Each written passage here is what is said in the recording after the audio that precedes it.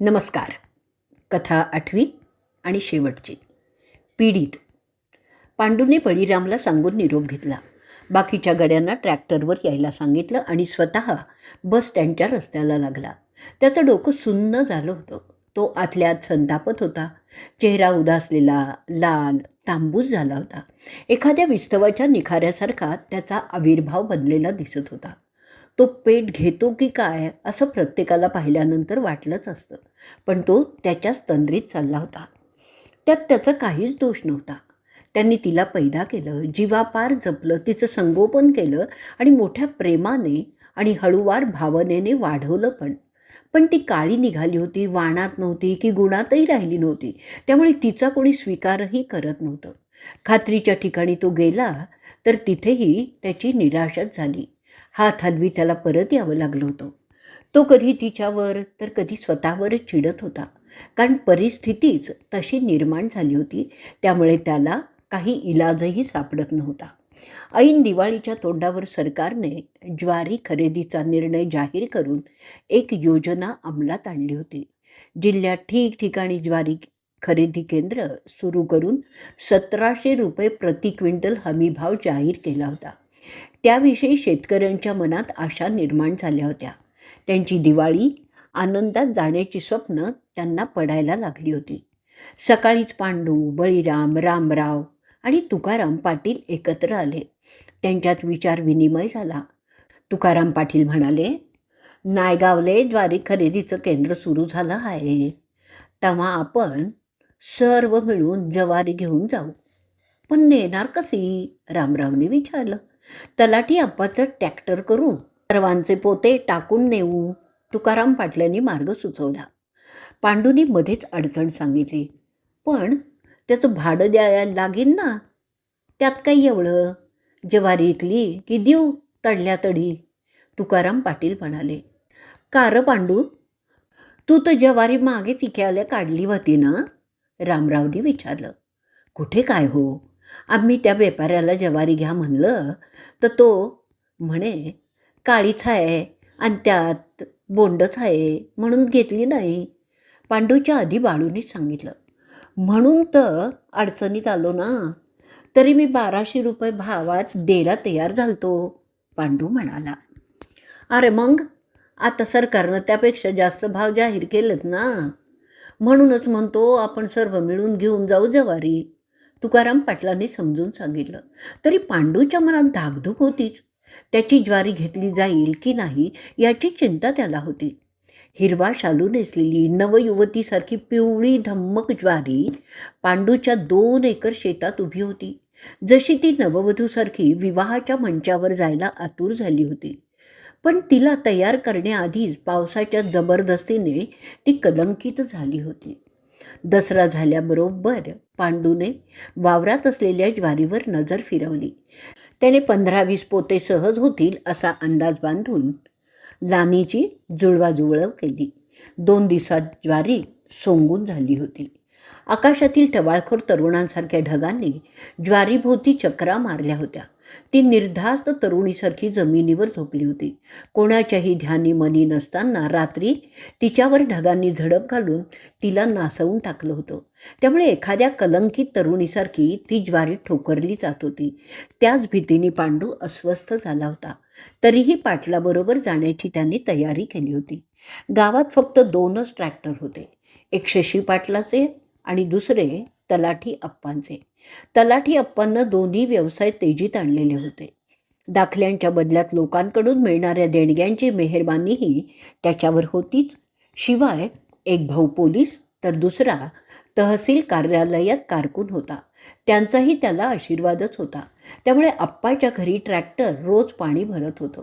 घराच्या शेतीबरोबर भाडेगिरीचा धंदाही चांगला चालला होता. गावातल्या लोकांना शशी पाटलापेक्षा कमी भाड्याने त्याचं ट्रॅक्टर उपलब्ध करून देत होता. अप्पा पैसे घेऊन लोकांवर जसा उपकारच करत होता आणि लोक त्याला भला माणूस मानत होते. त्याच्याकडे ते चौघे गेले. त्यांची बोलणी झाली. ज्वारी नेण्याचं भाडं ठरलं. पांडू आणि त्याच्यासोबतच्या गड्यांनी ट्रॅक्टरमध्ये पोत्यावर खुणा करून ते ट्रॅक्टरमध्ये टाकले होते. तुकाराम पाटील आणि पांडू एस टीने नायगावले गेले होते. त्यांच्या मागून बळीराम आणि रामराव ट्रॅक्टरसोबत गेले होते. घर्र घर्र आवाज करत ते ट्रॅक्टर ज्वारी खरेदी केंद्रावर पोचले होते. खरेदीचा पहिलाच दिवस असल्याने त्या केंद्रावर सुरुवातीला सकाळी फारशी गर्दी नव्हती. चौघांच्याही चेहऱ्यावर समाधानाचे तरंग उठले होते. केंद्राधिकारी, त्यांचे सहकारी आणि हमाल या सर्वांनी त्यांच्या कामाला सुरुवात केली होती. अधिकारी आणि मदतनीस प्रत्येक शेतकऱ्याच्या ज्वारीजवळ जाऊन ठरलेल्या फेअर क्वालिटीचे निकष लावत होते. त्यांनी खुणा केलेल्या पोत्यांना हमाल ते उतरवून बाजूला थप्प्या रचत होते. आपला नंबर केव्हा येईल याची चुटपुट बाकी शेतकऱ्यांना वाटत होती, तर पांडूच्या मनात चिंतेचं जाळं तयार होत होतं. ज्वारीची प्रत पाहत तिला पारखत अधिकारी आणि त्याचे मदतनीस घ्यायची की नाही अशा खुणा करून शेतकऱ्यांना समजून सांगत आणि पुढे चालत. नंतर ते पांडूच्या ज्वारीच्या पोत्यांजवळ आले. हमालाने एका पोत्यात टोचा मारून 2-4 मुठी ज्वारी बाहेर काढली. साहेबांच्या हातावर ठेवली. भिंगातून हिरा पारखावा तसं त्या साहेबाने जवाहीर यासारखं ज्वारीकडे पाहिलं. तेव्हा पांडू त्यांच्या तोंडाकडे पाहत होता. काय होतंय काय नाही या विचाराने तो जीव मुठीत धरून होता. तेवढ्यात साहेबच म्हणाले, यात बोंडच फार आहेत. पुन्हा ते ओली आणि काळीही आहे. हिला घेता येणार नाही. अधिकाऱ्यांचे शब्द ऐकून पांडू अर्धमेला झाला. काळी पडलेली ज्वारी विकली जाणार नाही या विचाराने त्याला धसका बसला. एवढ्या मोठ्या ज्वारीचं काय करायचं हा प्रश्न त्याला पडला आणि त्याच्या मनात विचारांची वावटळ सुरू झाली. आपण का म्हटलं होतं ज्वारी काळी पडली पाहिजे? आता ते काय पडली तर त्याला आपण काय करा? ते काय आपल्या हातानं झालं?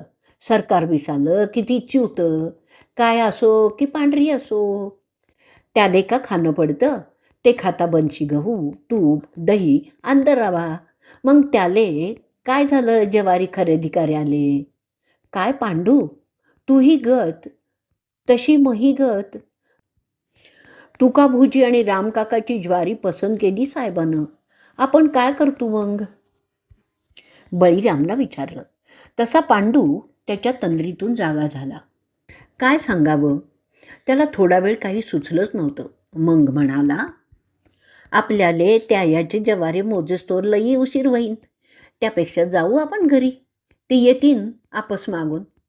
बळीरामने त्याला होकार दिला.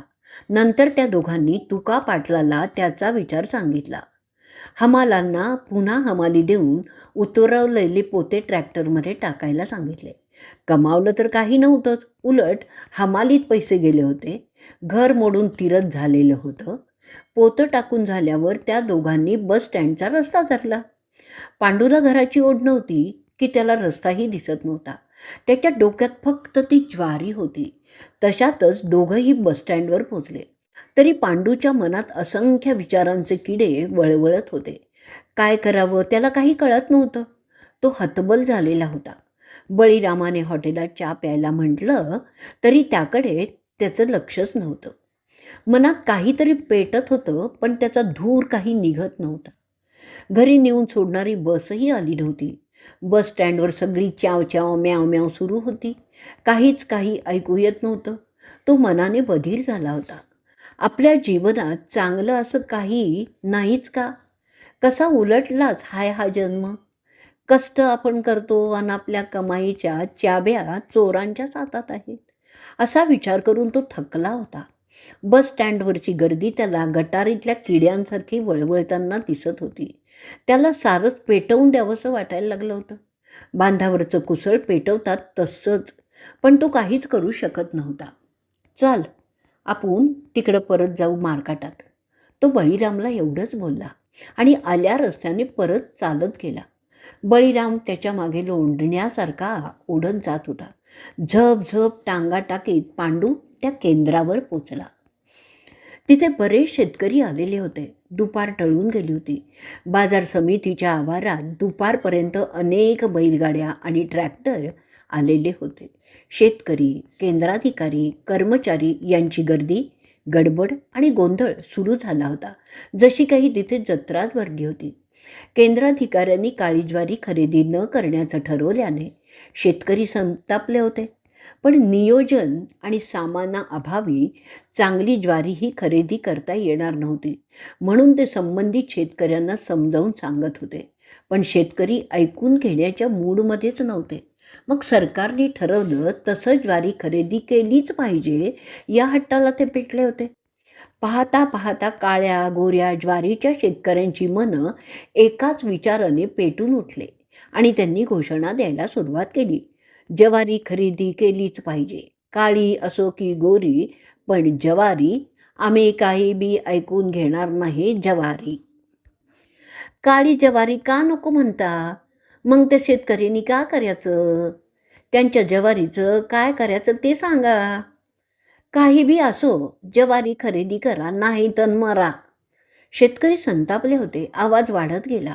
शेतकरी हातघाईवर येऊन त्यांनी केंद्राधिकाऱ्याला घेराव टाकला होता. गर्दी बेकाबू झाली होती. कर्मचारी घाबरले होते. एकाने पोलीस स्टेशनला फोन लावून पोलिसांना परिस्थितीचं गांभीर्य सांगितलं. शेतकऱ्यांचा संताप वाढला होता. आतून पेटलेल्या पांडूच्या मनाचा तर भडकाच उडाला होता. तो खाली वाकला. त्याने गुळगुळीत दगड उचलला. सारी शक्ती एकवटून ढोर वळवण्यासाठी ढोराच्या दिशेने दगड भिरकावतात तसा साहेबाच्या दिशेने त्याने तो दगड भिरकावला. गुंग गुंग करीत तो दगड साहेबाच्या टाळक्याला लागला. त्याचं डोकं फुटलं आणि एकच धांदल उडाली.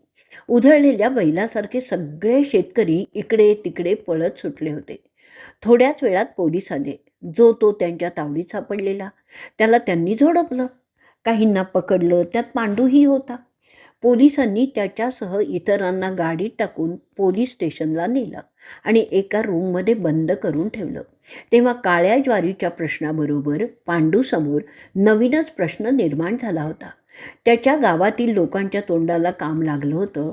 काय झालं, कसं झालं, कोणकोणत्या गावचे शेतकरी पकडले, किती शेतकरी आतमध्ये टाकले, ते कसे सुटतील, केव्हा सुटतील. लोक अशी बरीच वांझोटी चर्चा करत होते आणि पांडूला कसं घरी आणायचं या काळजीत त्याचं कुटुंब पडलं होतं. त्याच्याकडे कोणाचंच लक्ष नव्हतं. त्या चर्चेचे वारा उधाण गावागावात चक्रीवादळासारखं निर्माण झालं होतं आणि संध्याकाळी मात्र पांडूच्या घरची चूल विझली होती.